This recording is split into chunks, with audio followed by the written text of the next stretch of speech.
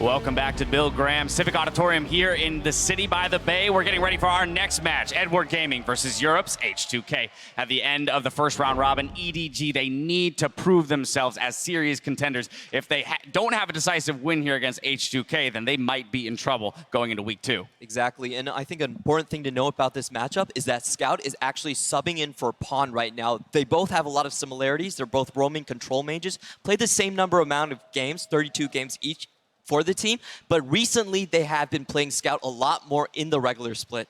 Exactly. Their undefeated split was almost entirely with Scout, and then you have to wonder why they had Pawn in early on. And we actually got to talk to Aaron, EDG's coach, and he told us why. They had 2 rookies on this team that had never played at Worlds, and they did not want to have 2 rookies in the first game for nerve issues. But he feels like the team is a little bit more comfortable now, and they're slightly more comfortable playing with Scout, so they think they've kind of found their footing, and now they're willing to put Scout back in. All right, but then, of course, we also have to look at the other members on EDG who have been playing so far this tournament, and I wanted to look specifically at that top lane in Mouse. Pretty stark contrast between day 1 and day 2 in terms of champions that they placed him on. Aurelia then moved to a full tank in Poppy. Yeah, and speaking of rookies that might have had nerves, Mouse was the one. He got completely destroyed on day 1 and was a huge liability. But we all love to jump to conclusions. He's not a terrible player. He can be put onto tanks that can withstand a lot of things and have a fallback pattern. So I think that's what we're expecting from EDG today. Yeah, and usually first games, you get all the jitters. I'm sure all the teams can attest to that. But another thing is that both these teams don't seem to have a very clear game plan of how to win the game. We have H2K going for the win lane, win game approach, and a lot of lack of use of teleport is slowing them down from being able to close out games cleanly. And on the other side, EDG just needs to have a better game to make their run as a contender for the World Championship. We need to see a performance of the caliber of what we just saw out of AHQ. Right, H2K going for a win lane, win game. Right now, it's just win lane, lose game. But on that kind of topic they're 1-1. Yeah, they're 1-1. But on that topic of winning lane, this game may just come down to our featured matchup between AD carries, Deft and Forgiven.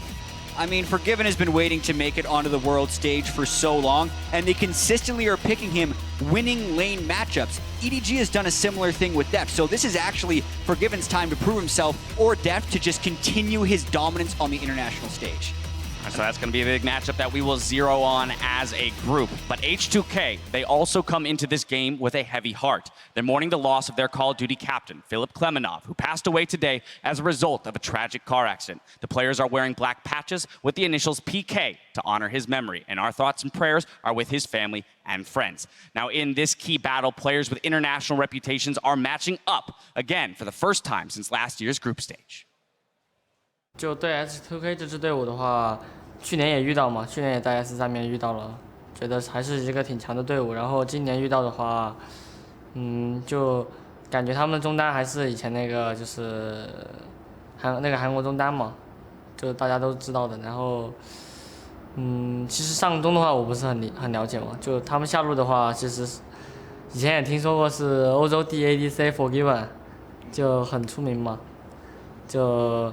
他们下路的话也是 Forgiven 的话，我看过他之前的比赛，也是觉得他对线，也是一个挺强的 AD 嘛。That would be Odoamne and Ryu there for you, Mako. And look, he's concentrating where he needs to be, and Forgiven obviously is going to have a target on his back here for these guys. I think it's a bit of an understatement to say, he's pretty good.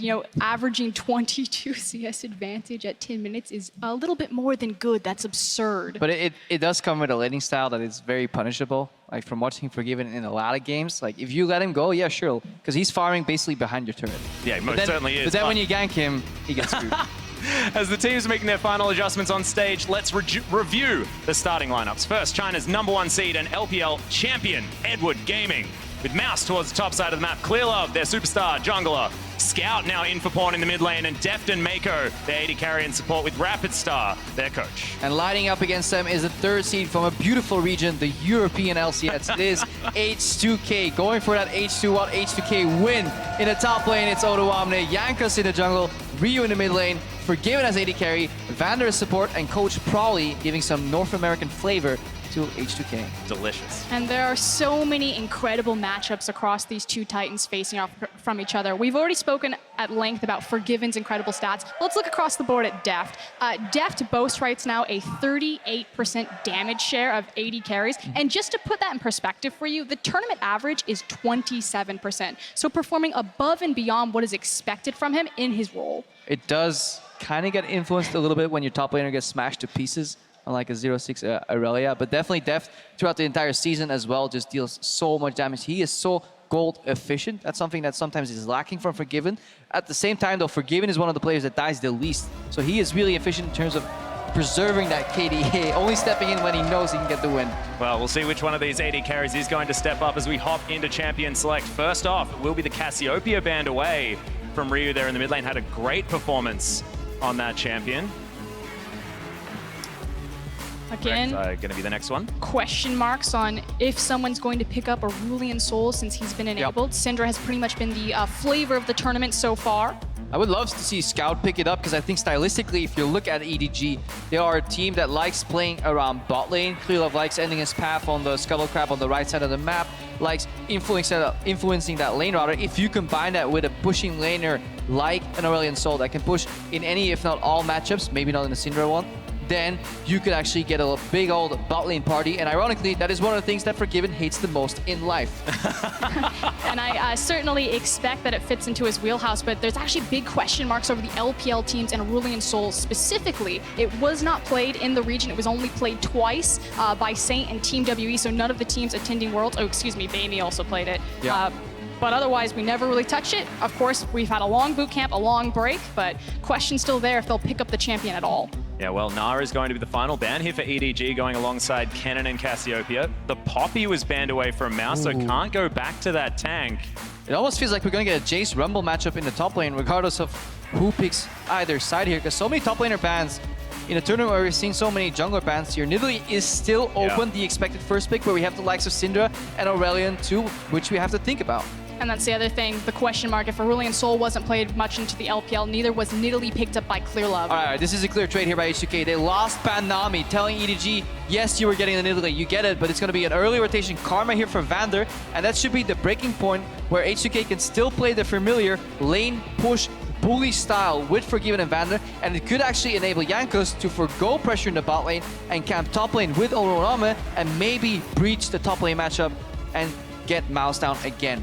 And again, just to underline this, it is that Nidalee lock-in like you were talking about, Crapo, but Clearlove really doesn't show Nidalee during the regular season of the LPL. This is a big question mark. Obviously, it fits in that wheelhouse. It's a very aggressive jungler. It likes to apply pressure on the lanes, likes to have that heavy farming style so he can be flexible, but I have no idea what Clearlove will look like on this champion. And I want to see what the second pick here is. Is it going to be the Sivir Karma?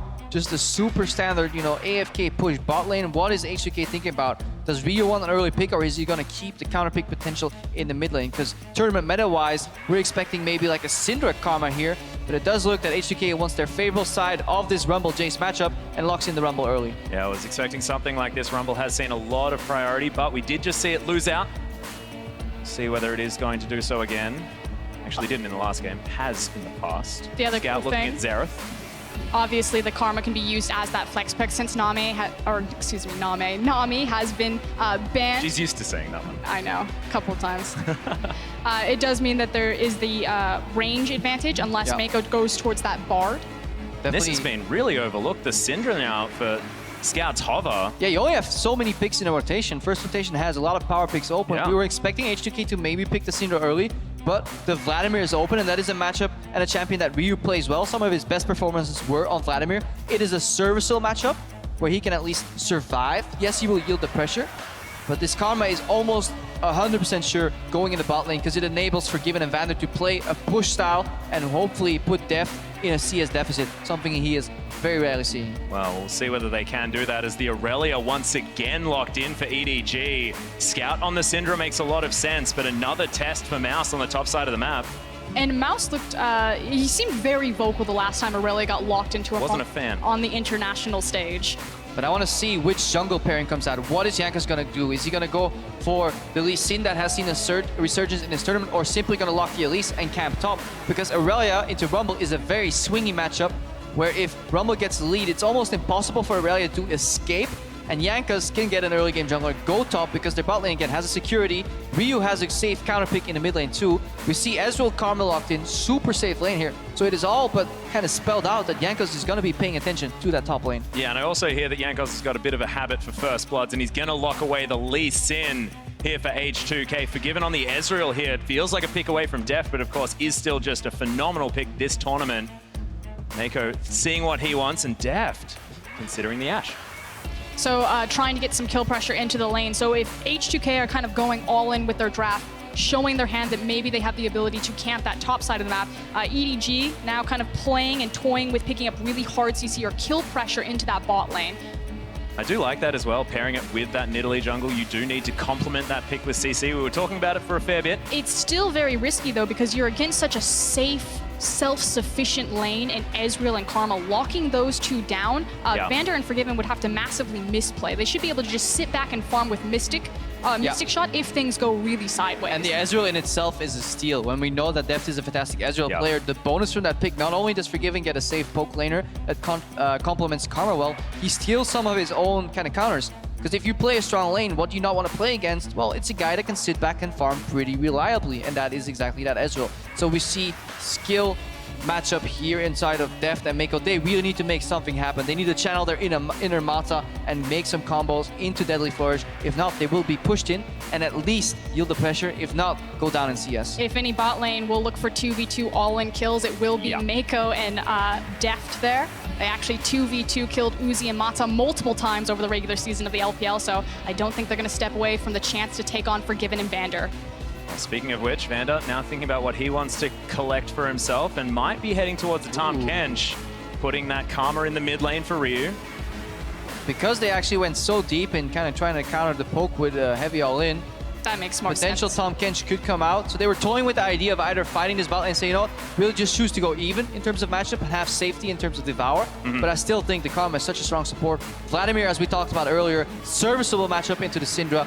Very predictable pick ban by H2K though. By no means is EDG surprised here. The only surprise in this entire pick and ban that wasn't predictable was the Rumble first rotation. For the rest, EDG should be very prepared. Touching back on that, Vladimir, it is the most picked champion into Syndra, as well as, like you said, a very comfortable matchup for Ryu. He's performed very well on that champion, so nice to see them go back towards that. Yeah, a couple breaking points to track throughout the game here is the last chapter on Syndra, the first blue buff on Syndra. Nidalee obviously wants her first one, so it's not like a Rek'Sai who can hand it off. And then the Vladimir kind of goes even once he gets Spirit Visage. That's when he can survive a bit more, get a couple extra pulls in, and maybe have some counter pressure. I'll see exactly what is going to happen. Some dangerous picks on the side of EDG. I'm scared, honestly, about the Mouse Aurelia. We'll see whether he's going to come back. Of course, had a great regular season on it when Aurelia was strong. Of course, things changing with her passive, a couple of nerfs. Odoamne, see what he can do. He has been a powerhouse here for H2K. And we want you guys to show your regional pride. Call out the winner of this match on Twitter. Use that hashtag EDGWin or the hashtag H2KWin. Tweet it out towards @LOL Esports. And it's all on the line. EDG need to make a statement here. H2K have a lot of European pride riding on them in this game. So I want to quickly touch on the Syndra pick, because she's pretty much been the most dominant, standout champion of the tournament so far. You know, maybe outside the Lee Sin performances from Svenskeren and Revolta, respectively. The thing about Syndra is she really kind of swung back into the meta, I think particularly because Gragas was kind of removed from it. She's a very low mobility mid laner, not having that cask and that ability to have kill pressure on her. She then has great matchups across the board against multiple mid lane champions, as well as great dominance and lane control. She has the potential to roam. But the thing is Lee Sin for the longest time when Gragas was strong was kind of considered like the pseudo Gragas. The poor man's Gragas? The poor man's Gragas. So I feel like there's still kill pressure if Jankos wants to look mid or top lane, since he does have that Lee Sin post 6. Yeah, post 6, but the problem is this matchup is heavily influenced in the early game, and that definitely plays a large part in this. We see, if you want to watch Deft solely lane up versus Forgiven, you can go to Riot Games 2, again, hosted by Sifa Rusty and Kiwi Kid, giving you the analysis of that bot lane. We're going to have the bigger picture in mind, especially Yankas versus Klilov, because where Klilov isn't really renowned for that Nidalee, yes, he can play her. This is Yankas' 43rd game on Lee Sin. I'm terrified, Crapo. Oh, wait a sec.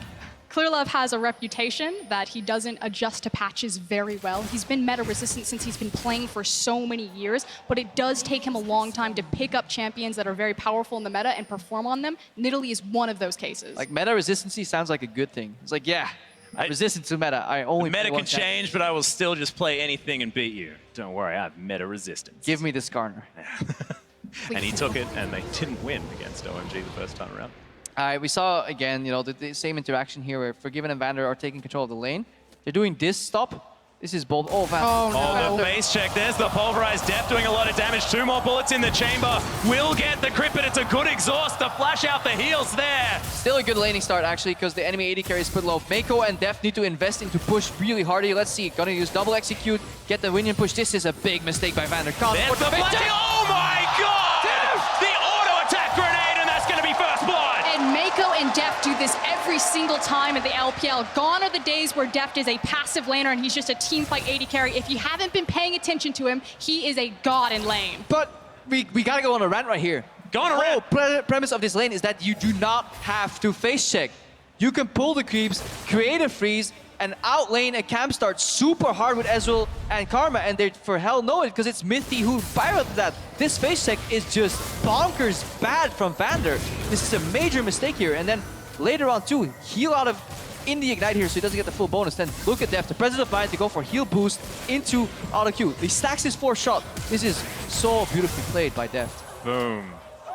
But a big mistake. You should be able to freeze that lane. Don't go for the face check. Whatever you do, do not approach any brush. This was the only way H2K could lose that matchup, and they failed from minute 1. And it's forcing Jankos to actually respond. He's kind of hovering around the bottom side. He's clearing out his jungle, but he needs to be so cautious. Vander doesn't have exhaust or flash. Mako is still sitting on his flash. Such a key engage tool for that Alistar, so there is a lot of kill pressure bottom.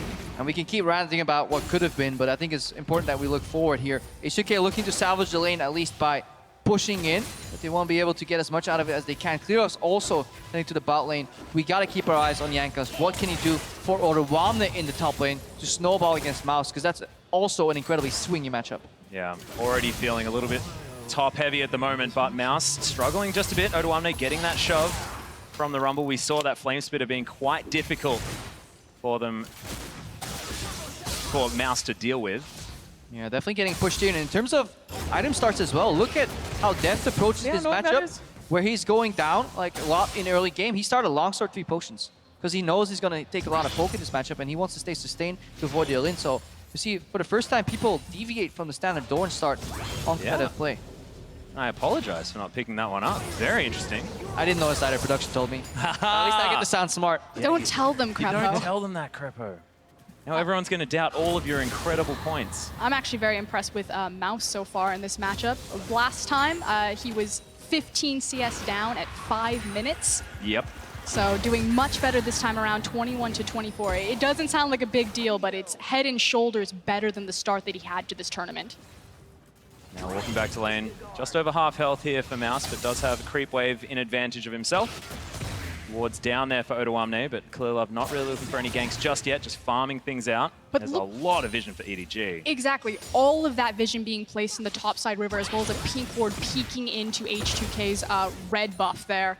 The fact that they're trying to keep Mouse as safe as possible from Jankos and his early pressure that he could apply top. But we saw a really good early base from Ryu because he had the pressure in the mid lane here. Look at the snowball in the bot lane, Deft.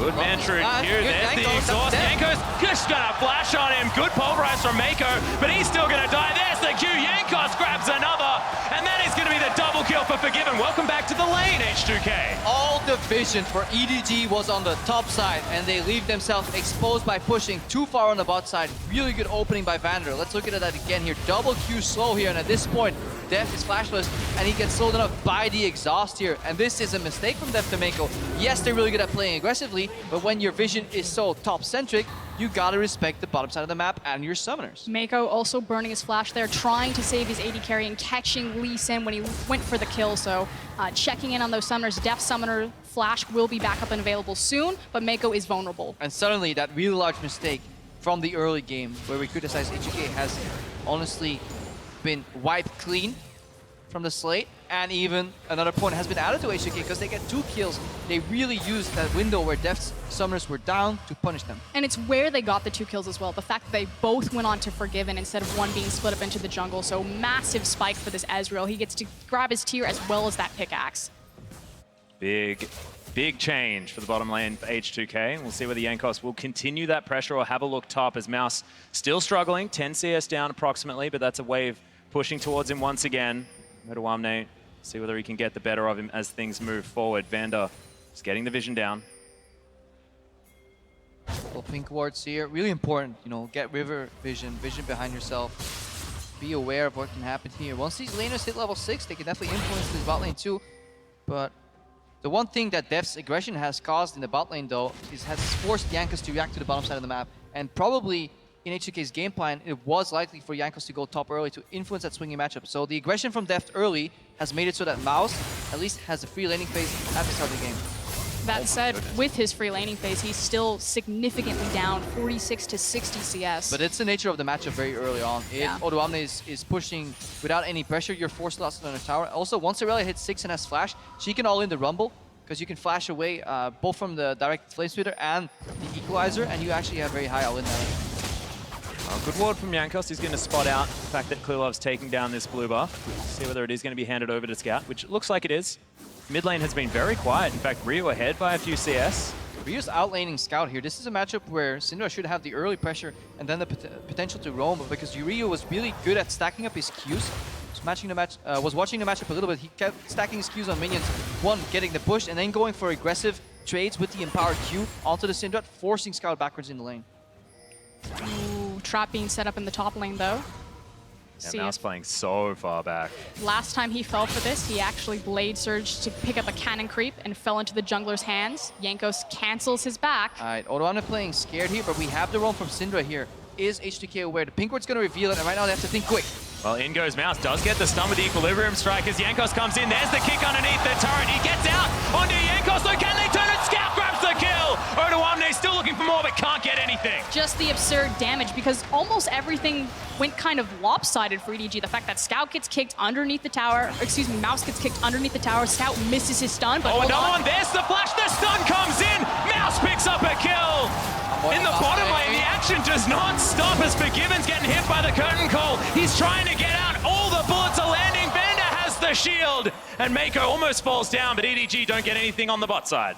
Yeah, Ryu pushing in the middle here, trying to make up for something here. He was pressured in. We saw it. Syndra, with Lost Chapter, with Blue Buff, will always push in that mid lane. Translate that advantage to top. H2K, they had to think quick. They had a good idea, but they weren't quite sure if they had enough HP to execute it. The answer was no, so EG win out in both bot and top lane at the same time while Ryu tries to salvage. Look here. They see it coming. At this point, they were aware of Syndra. They're like, okay, guys, let's try and outplay. Don't go for the safe play. And Jankos just ends up dying to the damage from Scout. So much damage from the Syndra. ridiculous damage. Again, Mouse gets kicked underneath the tower, Scout misses his stun, and they still end up winning the 2v2. And then Odoamne gets too close, eats the stun, and it's a 1-2 punch. You gotta watch FLICKR. Everybody by now should know about the range of that QE. Well, Scout's going to steal away a Raptor. That's the big one as well. That's some sad stuff. Jankos, he's probably going to be focusing mid lane now. Poor Ryu. He's like, guys, I'm ahead in CS in a matchup that I should be behind in. I've had pressure at times. Yeah, Pawn's off stage going, Ryu, I understand. I know exactly what's going on, man. He pings the miss. He's like, guys, he's coming top. Just whatever you do, don't die. Whatever you do, don't give him 2 kills. Syndra comes back. 2 kills. Yeah, does have that Lost Chapter as well. Fiendish Codex picked up, so Morellonomicon on the cards. I'm glad that you brought up Pawn, though. So kind of touching very quickly on the differences between Scout and Pawn. The desk, is explaining that the team feels very comfortable. Again, if you haven't watched much of the LPL, EDG played their entire perfect split with Scout in that mid lane. Pawn only played 5 games to Scout's 32. So he's very comfortable in this lane. And as I say that, they're actually setting up for a dive. Yeah, trying to find something Forgiven. Still underneath this turret as they're setting up.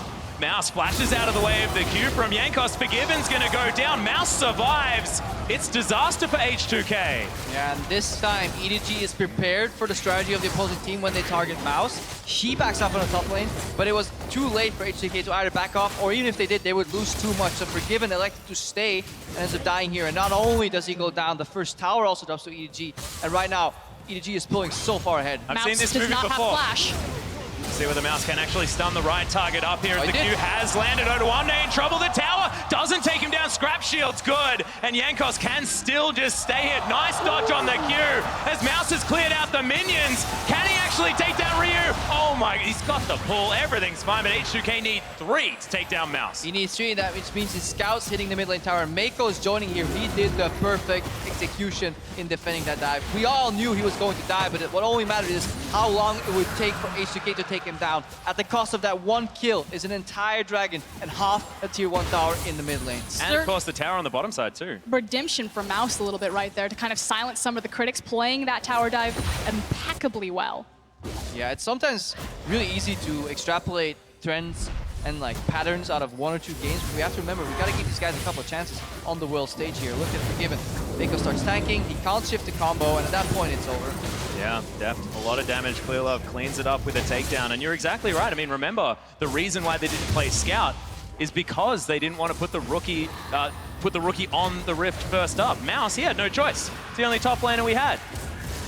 So, of course, had to have his first game at Worlds against INTZ and struggled, but we'll see whether this is going to be comfort for Mouse now. He's had a few good plays. Somebody had to take over for Dyrus. Wow. Oh, that's got baiting the crowd, Crepo. I mean, he said it himself. Sure, he agrees. It was a bit rough up there, but definitely shaking off the jitters. That said, yes, he is sitting with an assist and a kill in his back pocket, but the CS difference between Rumble and Mouse, or excuse me, Rumble and Aurelia, actually means that Rumble's still pretty even relative to gold. It's about 12 to 13 CS that equates to a kill's worth of gold, so Odoamne's not too far behind his respective matchup. Definitely, but he is investing in a slightly more defensive build too. A very scrappy build, but he's not hitting his teamfight power spikes as hard because the delay of the double magic pen comes at the cost of building that Seeker's arm guard. Clearlove right now contesting some vision. In trouble, there's the flash. Jankos is going to find his way in. Clearlove is most certainly dead.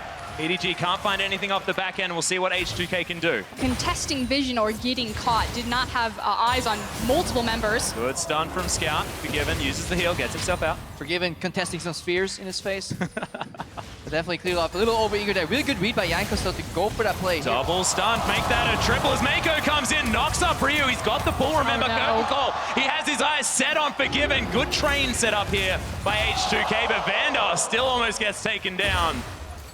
Bend it like He's Beckham curving on the that bullets. last shot.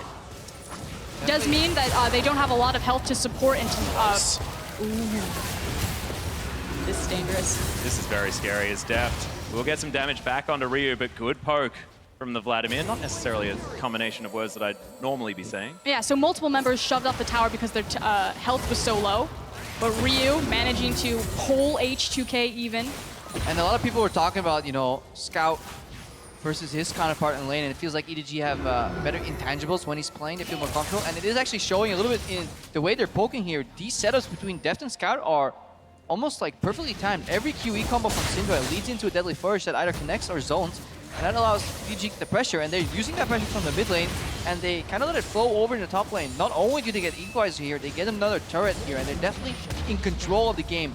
And the onus right now is on H2K to fight back and find an opening. I mean, everyone understands that Nidalee is so quick and fast, dominant through the jungle, but a lot of people also forget that she's great at seeking towers, using that steroid on her primal surge, aiding in that attack speed, and when she walks into a lane, she can typically get whatever she wants for free. Well, now EDG looking for this Rift Herald. See whether they give it to Mouse or to Clearlove. Of course, Clearlove has taken one. There's the True Shot Barrage, but it was pulled out pretty close, to be honest. Wouldn't Mouse have killed is it, gonna though. get it. No, I don't think so. It's got a lot Herald of is health. tanky.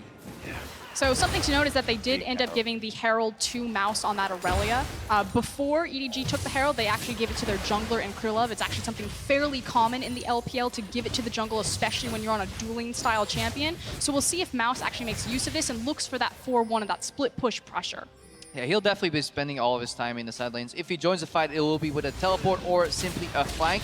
Nekas right now This is a bold invade, just blind. I think H2K is definitely looking for ways to make up with the map loss they have right now. Because if we take stock of the S right, look at Forgiven right now. He's down, catching up right now, but he was down over 20 CS earlier here. So they're definitely playing catch up in matchups that they should be winning. And right now he's actually taking farm from Ryu here as well, so it has meant that Scout was able to catch back up. As Mouse face checks and is going to pop. Does, you know, survive for longer than we thought, but that's Ryu grabbing a kill. Well, sound him in your jungle. They literally contested your red buff, moved away. Mouse, we're praising him. It's like, guys, don't judge him from one game. Just a fluke. Don't judge him from one Just jitter, shake it off. It's fine. Just let him face it twice. Yeah, now he knows that there's 3 people bottom side. EDG can make plays on the top side of the map. It's genius in the end. That was sarcasm, everyone. Ryu is going to shove this one out. So we'll see whether this tower will fall down. Of course, he's completely uncontested. Has a cannon creep there as well. So with that red buff burning down the turret, EDG now looking to try and answer on the top side with inner turret. Yeah, if this composition from EDG wants to isolate more objectives, they need to do it in a 1-1-3. Because Syndra is not a good side laner, and it is pretty hard to just randomly group mid here for additional turrets. So they're really playing 2 people, 3 people on the side lane every time and hoping to keep the other lanes even. Because they're so far ahead, they can't actually do that here. They always have the looming threat of a Mako dive, and then even if it fails, they can just push in the wave, move in between the lanes, and have their support drop vision, and then look for picks on the next rotation. Well, now you can see Mouse picking up that minion wave that Ryu was shoving in on the bottom side. Still has his teleport as EDG set back up this siege onto Odoamne. He doesn't have Equalizer. Forgiven and Vander off to the side, and there's the dive from EDG. Bit dangerous now with 5 members of H2K up here, and the Q lands from Jankos, but now still a little bit too far forward, and he blew the teleport when they may not have necessarily needed to. Yeah, he definitely wanted to come into that fight there.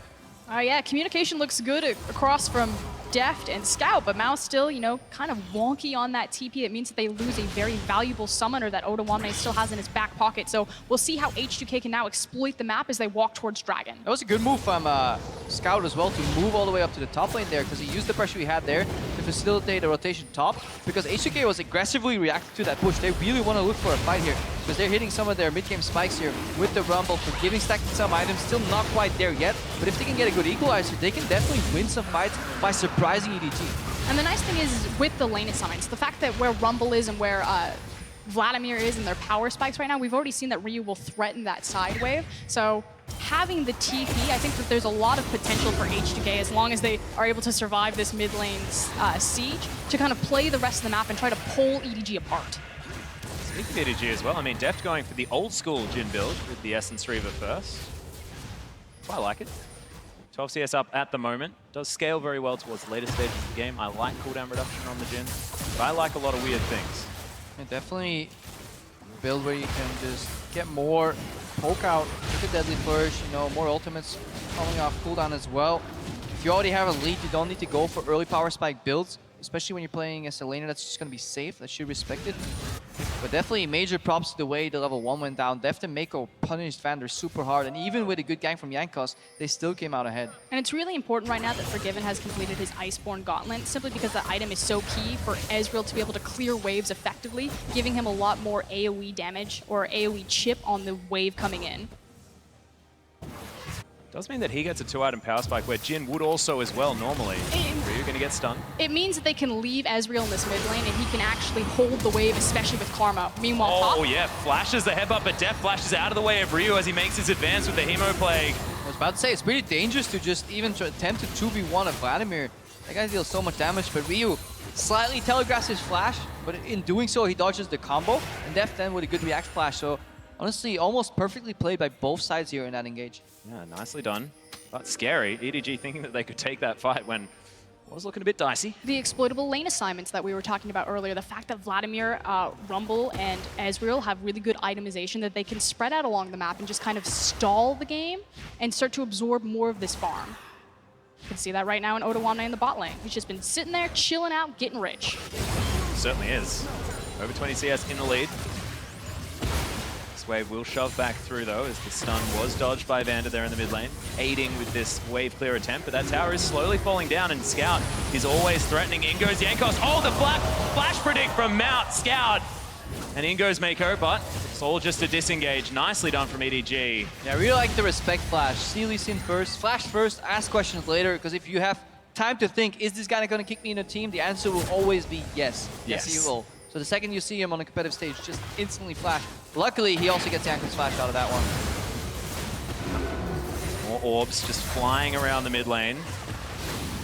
Set up here for Scout as well. We'll have that Scout of the Week available as Ryu just ignoring this damage. 2 items on the Vladimir already. Proto Belt already done. Yeah. A lot of magic resist. And Ryu's comfortable in this matchup. Odoamne right now needs to fend off Mouse. He should be There's fine. the flash. Mouse actually looking for the Blade Surge, but doesn't get it.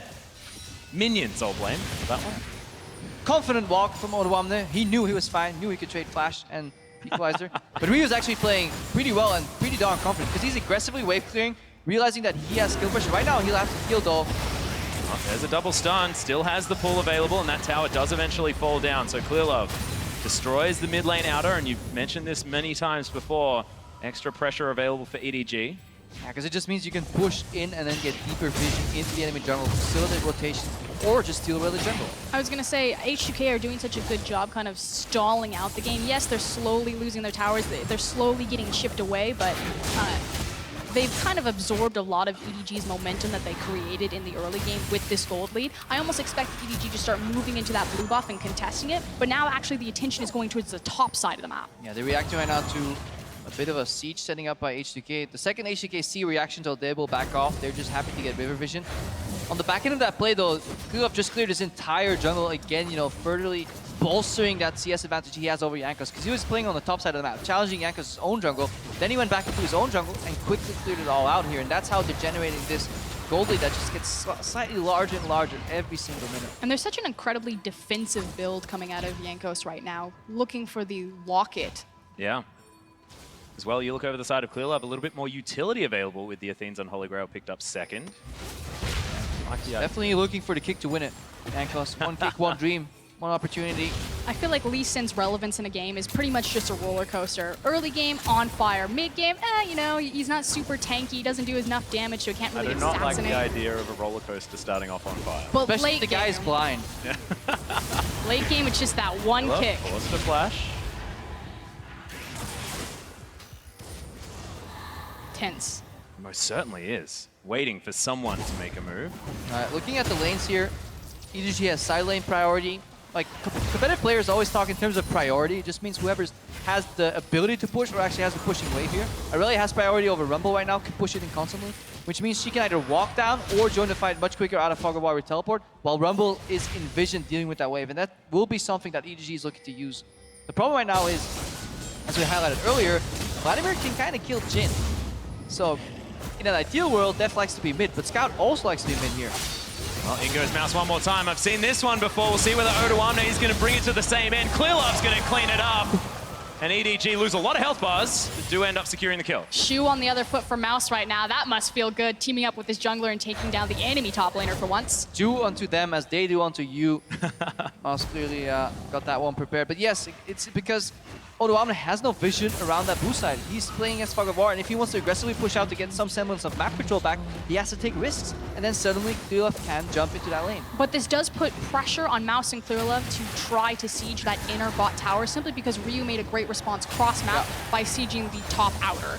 And we saw also Def respect that. Def is playing very far away from Ryu. He's realizing the kill pressure. And Odoamne, it was almost, he had to go for it. Because if you constantly play at the tower afraid of a potential gank, you're playing so far back that you deny your team the lane pressure. It's just an unfortunate result of the early game that caused H2K to be slightly behind. But these residual objectives are always going to go to EDG. These Skull Crabs, the Dragons, the Baron setup. That's the problem right now for H2K. And that's why they need to find an opening where EDG is kind of sleeping and they need to pull the trigger. Yeah, an uncontested dragon there that Clearlove was able to secure as he headed on down. Scout, of course, starting that up for him. Speaking of Scout, does have his Rylai's Crystal Scepter completed as well as the Morellonomicon. Blasting one should be heading towards either a Rabbidan's Death Cap, if I speak optimistically, but probably should be the Void Staff. A lot of itemization coming in across the board as well. Deft moving up through his build. We talked about how, you know, EDG are okay to kind of sit back, let the game solve. They don't want to try to force too hard because they do have that back pocket Jhin that will be such a monster in that late game. And it's at this point that we can start following people like Mako right here. He's laying the foundations of the vision, which is a double pink ward in your own jungle. Make sure that they don't have wards behind you. Can't teleport in it. You want to double. He's basically walking for pink wards right now before using his sweeper, so he don't waste time once it's available again. And then once he runs out of wards, he kind of has to base. He obviously doesn't want to lose too much pressure. So it's a fine, delicate balance of basing too much for wards and still using that vision and aggressively defending it as well. They certainly have the window, since Dragon is down, that they can play towards the top side on that, but being so respectful to H2K and not moving their vision line up further. It's just pretty neutral right along the river here. Normally you start seeing teams with this type of lead moving in, invading, but definitely afraid. Yeah, and I think H2K would like an aggressive contestation as well here, because in a full blown-on teamfight, I think they're slightly more ahead. Rumble, much more teamfight presence than on Aurelia, for example. And with a timely exhaust here, Scout's damage could be denied. If Death10 gets caught out, suddenly the gold advantage means nothing. And Ryu's pressure is amazing. The fact that he just walks into the enemy jungle, clears out a pink ward so easily. Mouse is able to take down this inner turret on the bottom side of the map. Odoamne a little bit slow on that rotation over. This Vladimir is looking huge. We'll see whether he can control things in the fights to come. Yeah, just the vision dance and making use of pressure. We've talked about how the LPL teams are looking a bit more controlled on the international stage after their boot camp, not running headfirst into fights. Very controlled EDG, waiting that one out and getting their prize. I mean, EDG definitely improved in the macro game even throughout the season. You don't go undefeated in your region with having no understanding of the game. We often joke about the LPL region of saying it's always fight, no macro here. And while it may be true slightly for RNG, EDG is definitely a different beast. Certainly is. We'll have to demonstrate it now as we move into the later stages of the game. 27 minutes in, 5,000 gold is the lead for EDG.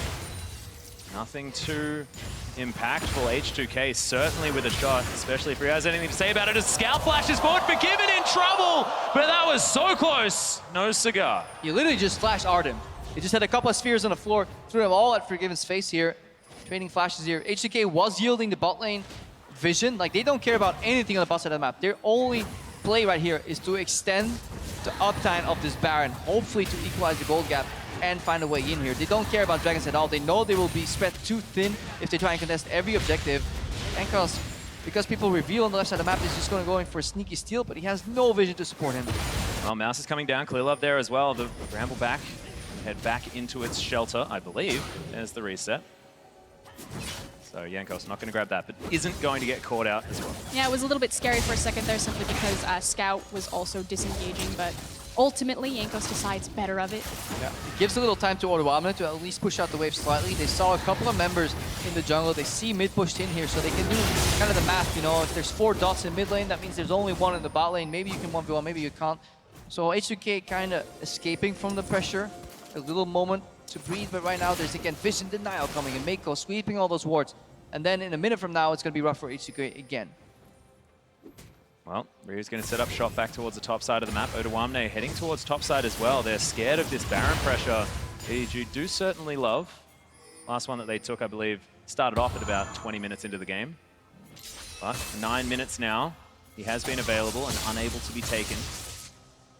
A lot of attention is being turned towards the Infernal Drake as well as the spawning blue buff here for H2K. And they'll have to yield all of that. Oh, There's no. nothing they can do. I mean, they can take 20 minutes to kill this blue buff. They'll probably still get it. Because there is no bot side control from H2K. They've put all their eggs in the top lane basket here. Rio as well, using the little vision that they have to aggressively push in and at least have 1 point of pressure here. Delaying EDG from advancing the vision line, stopping them, sneaking in wards here and there. That is H2K's plan right now. Build up Rio so he can carry. That front line of defense pretty much trying to stall out long enough for Forgiven and Odoamne to step back up in those team fights. Again, H2K are not out of this. Yes, you have the big scaling potential and threat of Jhin sitting for EDG, but Ezreal's late game damage output is absolutely disgusting, especially in the hands of someone as talented as Forgiven. The problem is you can dodge skill shots. You can try and shift away and get out, but when Scout hits late game critical mass, he can literally flash you. And what are you going to do? You can be the best player in the game, but when Riot decides that all these spheres are flying into your face, there's nothing you can do to counter it. Very good point. Unless he buys the last item, Zhonya's. Yeah. That'd be the dream. That'd be a little bit too much, I believe. Jankos head back in, but doesn't find too much in his own jungle. Topside's been cleared out as well, and H2K have done a good job stalling things out. EDG still looking for a way to get themselves in here. Slowly that lead does look to be extending. despite from Ryu always getting that side lane farm. Although we do have some setup on the bottom side of the map. Mouse. Odoamne is going to get equilibrium struck, but in goes Ryu. He's going to get the slowdown onto Mouse. Hemoplague doing some work. Jankos is going to come in as well. Clearlove is down here. Mouse is still alive. Good primal surge for that one, and Scout's going to make his way in. Jankos gets speared up to Clearlove. Good bullets, and Mako grabs it with the ignite. Ryu still just causing a ruckus here in the backline, but good stun from Scout. Massive pulverize. Ryu just still can't do enough damage, and it's a double kill for Mouse. And this is the LPL that I expect to see right there. Mouse saved by his team. The fact that EDG were able to collapse around him.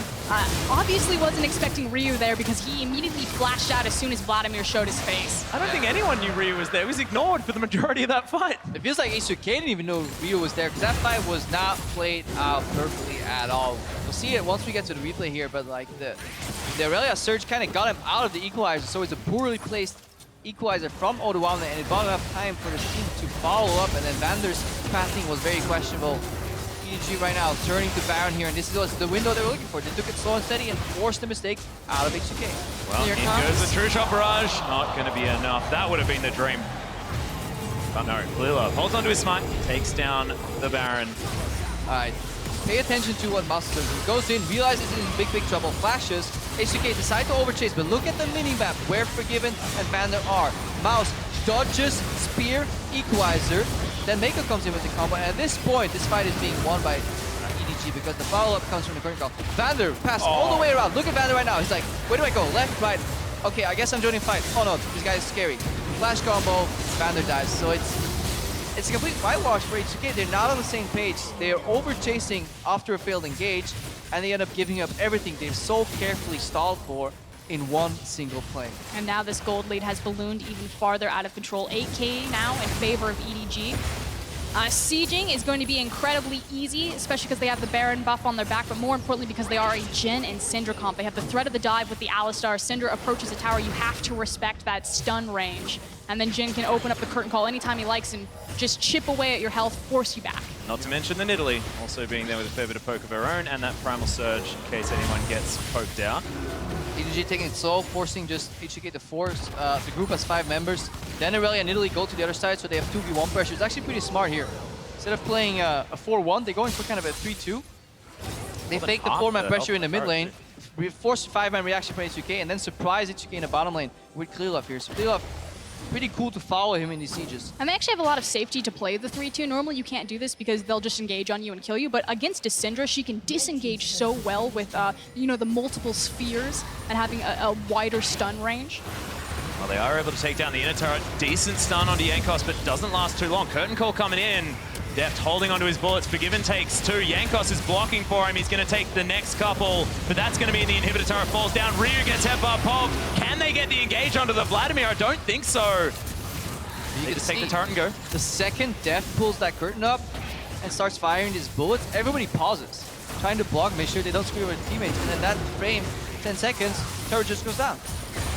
Looks like they're really aiming just to take this inhibitor and move on. Forgiven was stunned, but no one engaging.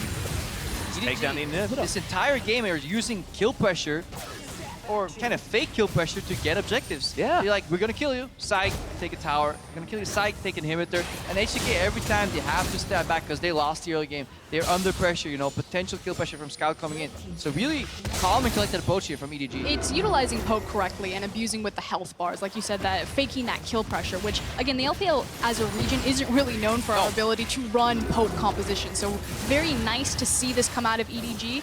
The Death said that this had to be a statement game, that EDG really haven't shown themselves as contenders yet for this world title, despite have that reputation going in. This is a good look in terms of varying up their play style. The problem I have with the result is that there's still variance in terms of what happened in the early game. I would have loved to see this game without the face check from Vander early on, accessing the laning advantage from H2K, but that is too long gone.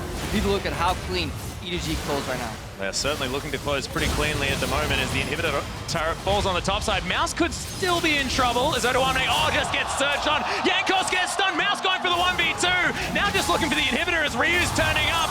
Getting over the side with the blade surge, but he's just buying time for his team. Nexus turret number 1 is going to go down after the bottom lane inhibitor, and there's the headbutt pole onto Mako. Ryu dealing with it. Decent stump, but the pull comes out. Ryu against the world right now for What H2K. it feels like.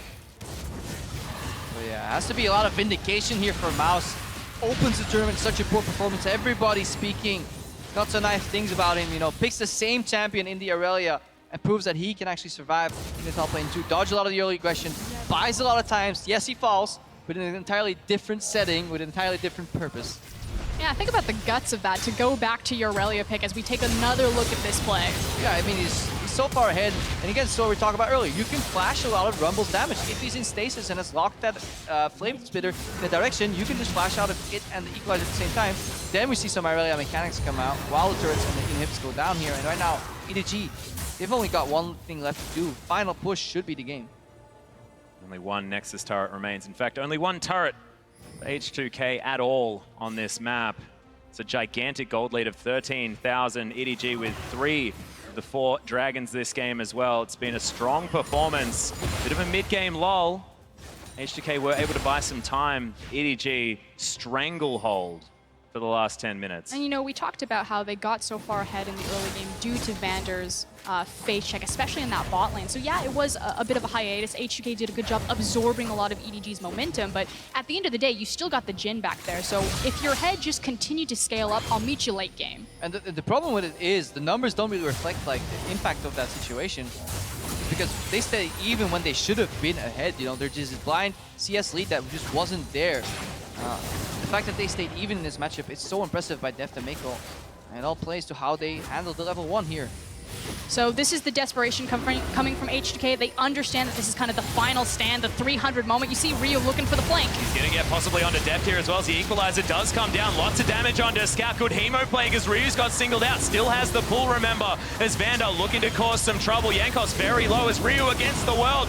In the backline, good headbutt from Mako as Clearlove exhausted, but Primal Stone Spear lands in the back of the Vampire's head, and Mouse going nuts in the backline. Forgiven's going to die onto one-man trouble as Deft grabs the last auto attack, and EDG will take down this inhibitor and possibly take down the game. And this is why Mouse has the confidence to say, okay, the Aurelia pick didn't work the first time, let's go again. That is incredible. EDG, their first truly decisive victory here at Worlds 2016 against H2K. And they can definitely be happy right now. They tie for first place in the group, 2-1, and with a game that tells us that they should not be dropping more games in the future here. They should be able to beat every single team that is left in this group. They've lost against INTZ, but they've beaten both H2K and HQ, who look stronger. Yeah. EDG right now looking, again, top favorites for that #1 seed. And right now, these tied teams, AHQ and EDG for first place in Group C, both showed very controlled games. AHQ didn't look towards the Baron until the very end, ran a very similar composition, being very poke heavy. Now EDG come out, follow their LPL brethren, as they've seen on Worlds, and look for a very controlled, slower pace game. Gone are the days of just random aggression. But again, this is another game. You see EDG come out, bowing to the fans, looking for redemption. And I'm glad they used the word redemption there as well, because this feels like Mouse's redemption story. The guy looked fantastic in the late game, had still some struggles in the early game. It's not necessarily like we're now calling him a god, but still able to service the top lane fine. And this is another game where a couple of key moments in the early game have such a large cascading impact on what happens later. What would have happened if Vander and Forgiven pulled ahead, you know, if that also allowed Jankos to put pressure topside?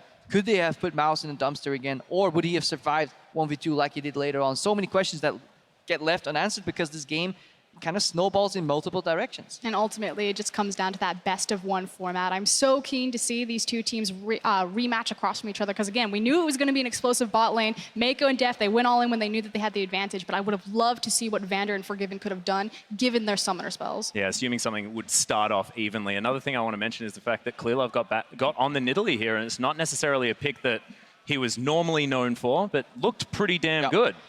I mean, that said, it wasn't the Clearlove that we're used to seeing in the LPL. It wasn't like he was applying pressure, you know, being the primary facilitator for his lanes. It was the fact that, you know, Deft and Mako had won the bottom lane so hard, were making and forcing H2K to respond to that applying pressure, and then Clearlove just kind of got to adapt and roam around. On the other side of that coin, though, Klilov did keep Jankos down in the jungle. He was outpacing him, stealing away some camps here left and right, and then putting a lot of vision to allow his laners to play with more confidence. So in that sense, he achieved what every Nidalee player wants to do. It's very rare does a Nidalee player go in and just clap you 1v1. That's not what he does. You win by outpacing, by vision. And I think that's the way EDG as a team approached it here too. One thing to watch here was just the adaptation from going 1-1-3 lane, roam up your mid lane, or suddenly a 1-4. 4-1 split push became a 2-3. You know, they mixed these kind of constant lane rotations up by surprising the opponent. And Klilov was always the variable that was moving in between the lanes. So in that sense, he played very well. Yeah, and EDG certainly did as well. And now we're going to head over to Shox, who's standing by with EDG's victorious carry. Thank you very much, guys. Joined here by Deft from EDG after winning versus H2K. And of course, the question on everyone's minds in that after that very hyped matchup in the bottom lane, what was it like to lane versus Forgiven and Vander? 뎁 선수 우선 승리를 축하드립니다. 이번 H2K 경기에서 많은 사람들이 뎁 선수와 포기브 선수의 바텀 라인전을 많이 기대하고 이제 지켜봤었는데 어떻게 한 경기를 해보니까 포기브 선수와의 라인전이 어땠었나요? 일단 픽 자체가 저희가 좀 2대2는 좀 불리한데 갱홍이나 그런 면에서 더 좋은 픽을 뽑았는데 처음에 1렙에 저희가 그냥 1렙에 저희가 더 잘해서 그냥 라인전을 쉽게 풀어간 것 같은데 저희가 좀 무리해서 갱 한번 당한 것 때문에 좀 게임이 길어졌던 것 같아요. For the picks, our team's champions, we were kind of a weaker champion compared to H2K's, but at level 1 we had a good team fight, we played better, and the game was supposed to go pretty easily from that point on, but later in the game, later in the lane, we got double killed by Israel, so I think the game got kind of messy from that point. It was quite messy, but you guys pulled out the win and very, very convincingly so. Deft, you already have an MSI title. It is your third appearance at Worlds. You have had a fantastic season in the LPL with EDG. How big are your chances to take the Summoners Cup home this year? 뎁 선수 이제 올해가 롤드컵 세 번째 진출이고 이제 작년에 MSI 우승됐고 올해 LPL 썸머 때 정말 완벽한 기록으로 이제 우승까지 이제 거머쥐었었는데요. 올해 그럼 소환사컵을 들기까지 우승을 할 수 있는 확률은 어떨까요? 저희가 일단 롤드컵 오기 전까지 되게 자신 있게 왔었는데 처음 경기에서 좀 많이 안 좋은 모습을 보이면서 지금 피드백을 최대한 많이 하면서 고쳐가고 있어서 일단 저번 MSI도 미국에서 열렸었는데 저희가 우승을 했었거든요. 그래서 일단 미국에서 롤드컵도 열렸으니까 좀 우승할 수 있을 것 같아요. Before we came to Worlds, we were actually full of confidence and we felt really, really good. But after we came here, we had a really bad performance out of the first game. So after our first game, we had a lot of feedbacks going on and we're trying to fix those mistakes. And last year at MSI, we won MSI at the States, at Florida. So now we're back at NA. I think we could also make some good memories here at World Championship. All right, well, looking forward to that. A victory here for EDG and well on their way to get out of groups. And our analysts have a lot to talk about, so let's check in with Dash and the gang. Thank you very much, Shox. EDG picking up a win there. Gentlemen, we had talked about them needing to make a statement in this game and pulling out something dominant. My question to you is, did they do that?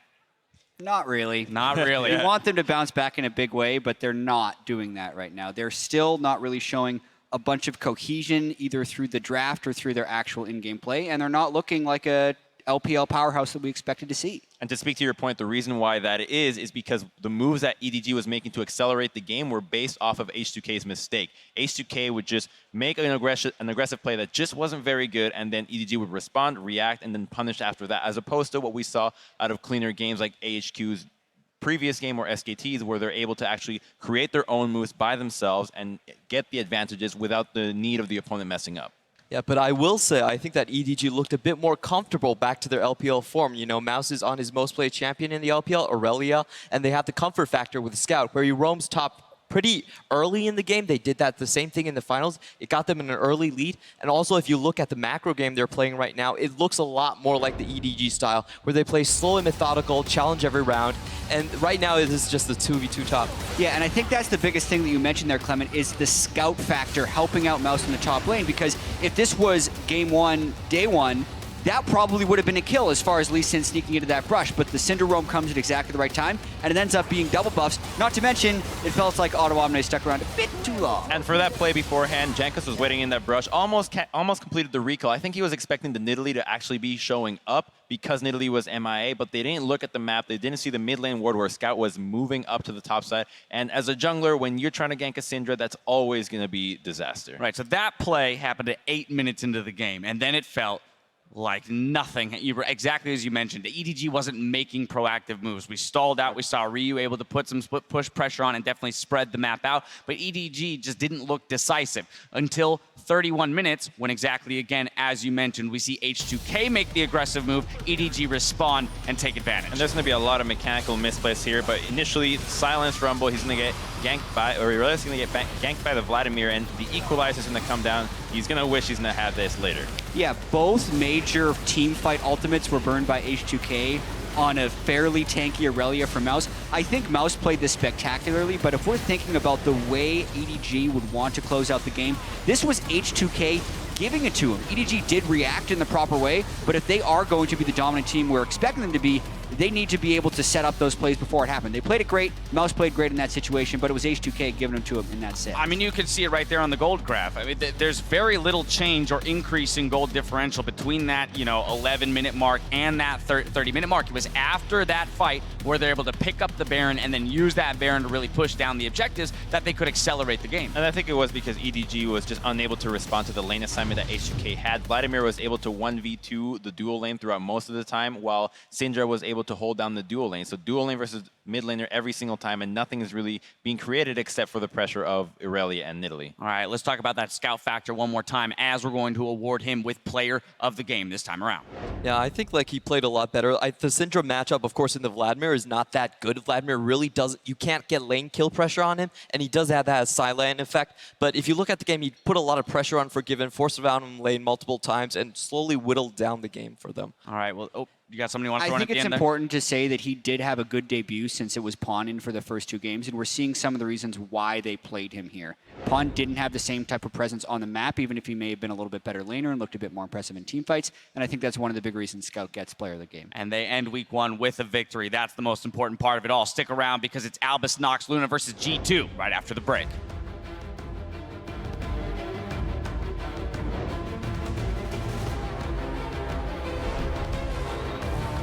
Clearlove has 13 rune pages. He's so ahead. I don't understand his genius. Which this is a big mistake by Vander. There's the play. Oh my god!